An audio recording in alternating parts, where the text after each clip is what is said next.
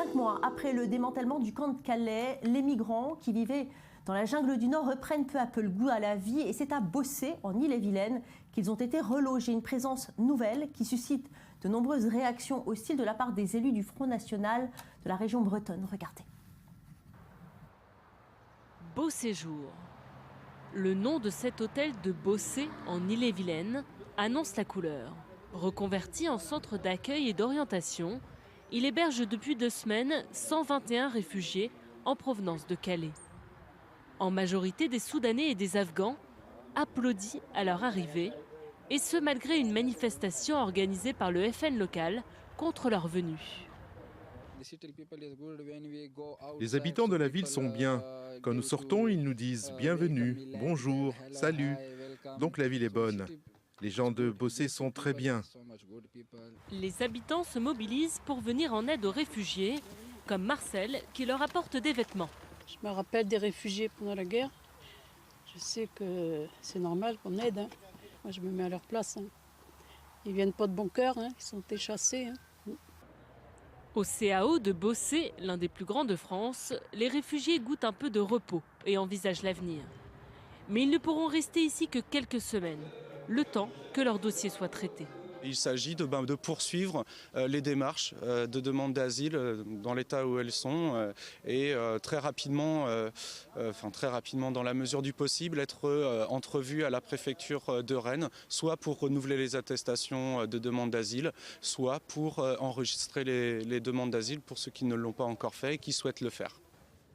Certains migrants espèrent pouvoir rester en France, comme ce jeune Soudanais, une intégration qui passe par l'apprentissage de la langue. C'est les froids, c'est le cahier, l'écho de la jungle, c'est pour apprendre le français? Oui, j'aime le français. Des cours vont débuter la semaine prochaine au centre. 40 habitants se sont déjà portés volontaires pour leur enseigner le français. À Bossé, la fraternité et la solidarité sont les plus fortes pour essayer de rendre le séjour des réfugiés le plus beau possible. Éric Aldezos, Samuel Calvo, bonjour. Alors Samuel, ça fait environ 5 mois que cette jungle de Calais a été démantelée. Quelle est la situation des migrants maintenant dans cette ville ? Oui, donc à la fin du mois d'octobre 2016, la jungle était complètement évacuée pour ensuite être détruite. Quelques jours plus tard, le 7 novembre 2016, Bernard Cazeneuve, ministre de l'Intérieur à l'époque, avait promis de créer, je cite, des dispositifs de prise en charge des migrants qui reviendraient à Calais. Eh bien, après 2 mois d'accalmie, les migrants sont bien de retour à Calais dans un hiver glacial et aucun de ces dispositifs n'a été mis en place pour les accueillir. Les migrants n'ont plus d'endroit pour se réunir entre 2 tentatives pour rejoindre l'Angleterre. Regardez. Il y en a pas mal qui dorment dans la rue, ils se cachent pour échapper à la police. On parle de squat aussi, mais on n'a pas d'éléments là-dessus. Il y a certainement à proximité de Calais aussi des gens qui dorment dans des bois en faisant attention, en se cachant. Donc voilà, ils sont peu visibles. Il faut savoir que lorsqu'ils sont arrêtés, ces migrants sont en général reconduits dans le pays européen par lequel ils sont passés avant d'arriver en France. Alors comment expliquer cette hausse? D'un côté, la guerre en Irak, mais évidemment et surtout le démantèlement de la jungle. En fait, la plupart des habitants de la jungle ont été répartis dans toute la France après l'évacuation, mais ils sont finalement de retour à Calais pour tenter de nouveau d'atteindre l'Angleterre. Selon certains militants sur place, il y aurait entre 30 et 50 nouveaux migrants qui arrivent chaque jour. La preuve, à 35 km de Calais, le camp de Grande-Synthe a vu sa population augmenter de 700 à 1200 migrants en l'espace d'1 mois à peine.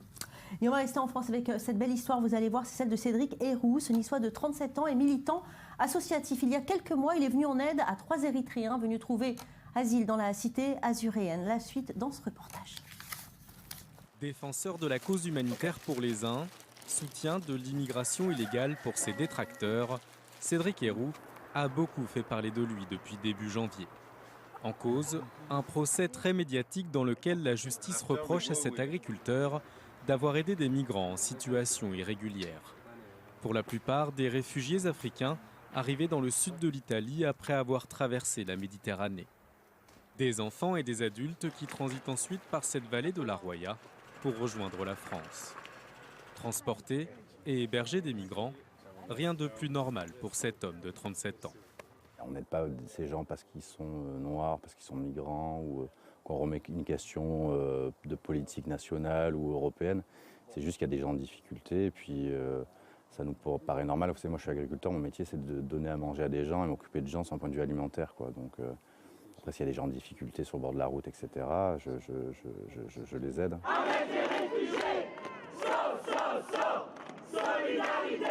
Devant le tribunal de Nice le 4 janvier dernier, le procès de Cédric Herrou a déclenché une vague de soutien bien au-delà de la France.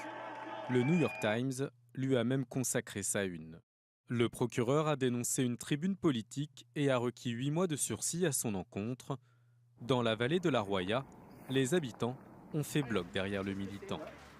Ça remet sur le devant de la scène l'aspect fraternité de la République française. On ne peut pas être contre, on ne peut pas critiquer ce qu'il fait, on ne peut pas dire qu'il fait n'importe quoi, il est juste humain et voilà. Donc on ne peut qu'être solidaire avec l'action qu'il mène. L'aide apportée aux migrants, un honneur selon les mots de Cédric Herrou. Il affirme avoir déjà aidé 200 réfugiés et dénonce des frontières qui, selon lui, tuent et blessent. Le producteur d'œufs et d'olives a déjà prévenu, une éventuelle condamnation ne changera rien à sa démarche. Le jugement sera rendu le 10 février. Et en Allemagne, après avoir ouvert ses portes à près d'1 million de migrants en 2015, le gouvernement d'Angela Merkel multiplie les expulsions et durcit les conditions d'asile politique. Le 14 décembre dernier, par exemple, le pays expulsait ses premiers réfugiés afghans. Et le 24 janvier, un deuxième charter s'envolait pour l'Afghanistan avec à son bord d'autres réfugiés. Eric, est-ce qu'on peut dire qu'il y a un durcissement de la politique d'immigration outre-Rhin ? Absolument Valérie, c'est exactement cela. Il y a un durcissement et il faut comprendre que la situation en Allemagne n'est en rien comparable à celle de la France. On estime en France 20 000 réfugiés, ce qu'on a pu voir dans les différents reportages qui viennent de passer, alors qu'effectivement en Allemagne, on en a plus de 1 million. Rien qu'en 2015, 900 000 réfugiés ont passé les frontières. Ensuite, 300 000 en 2016, c'est-à-dire 1 200 000 personnes. C'est énorme, bien entendu. En tête de liste, on a les Syriens. Il y a derrière, en deuxième position, 20% d'Afghans, c'est-à-dire à peu près 200 000 personnes.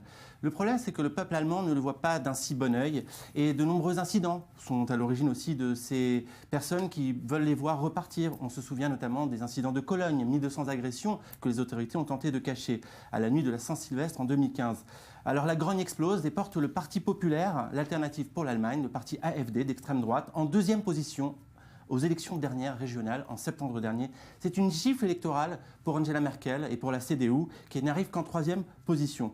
Conséquence, effectivement, durcissement de la politique d'immigration. Désormais, l'asile politique sera beaucoup plus complexe à obtenir. Des accords avec l'Afghanistan ont même été signés en octobre pour favoriser le retour au pays des réfugiés. Et il y aura aussi une difficulté à rester sur le sol allemand à long terme. Et tout cela, bien entendu, Valérie, c'était avant l'attentat de Berlin en décembre, ce qui ne risque pas d'arranger du tout cette tendance. Alors concrètement, combien de personnes ont été expulsées d'Allemagne, on le sait ?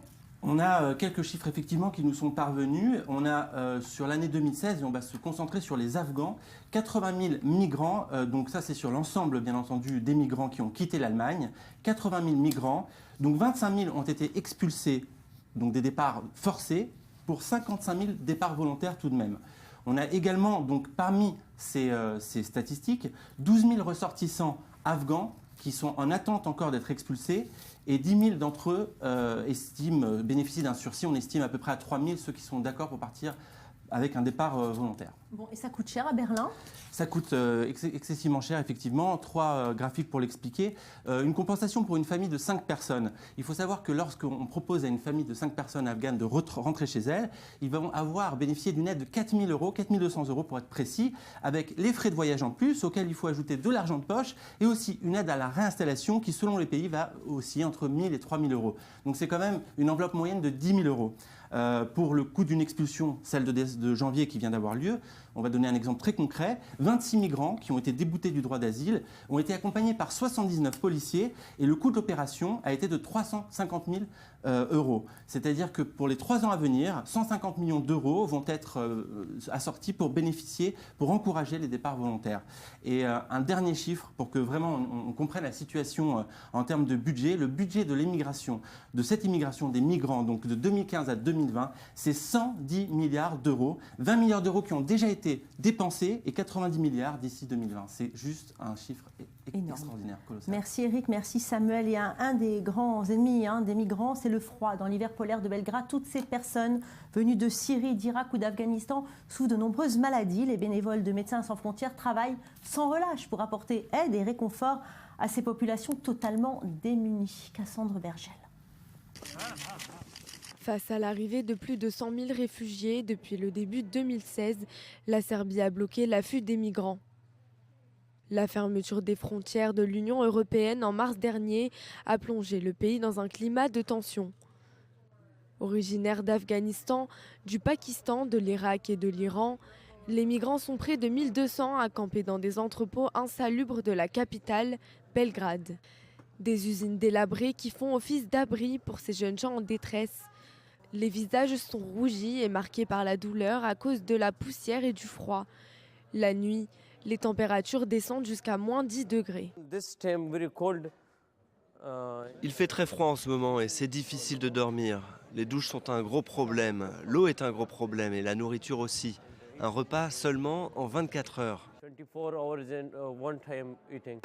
Une situation quasi désespérée justifiée par le raffermissement de la politique migratoire ordonnée par les gouvernements voisins de la Serbie. L'Allemagne et la Hongrie ont renforcé leur contrôle frontalier. Un mur de 4 mètres de haut a même été édifié sur les 175 mètres de frontière entre les deux pays. La Grèce, la Bulgarie et l'Espagne utilisent déjà ce moyen contre les flots de réfugiés clandestins. Nous pensons donc à la lumière de l'évolution récente, c'est-à-dire de la croissance exponentielle du nombre des immigrants illégaux qui entrent dans l'Union européenne et en Hongrie. Face au chaos ambiant, Médecins sans frontières a ordonné la mise en place de 5 tanks sur le terrain vague, accolés à la gare, non loin des bâtiments privés d'eau courante et d'électricité. Une initiative prise en collaboration avec les autorités serbes, conscientes des difficultés liées à la rigueur de l'hiver dans le pays. Parmi toutes les consultations que nous donnons, la plupart des cas sont liés à des infections respiratoires et des maladies de peau. Les infections respiratoires sont liées à des symptômes semblables à ceux du rhume et de la grippe, fréquents à cette période de l'année. Mais elles sont aussi favorisées par la fumée et toutes les autres fumées toxiques que les personnes inhalent.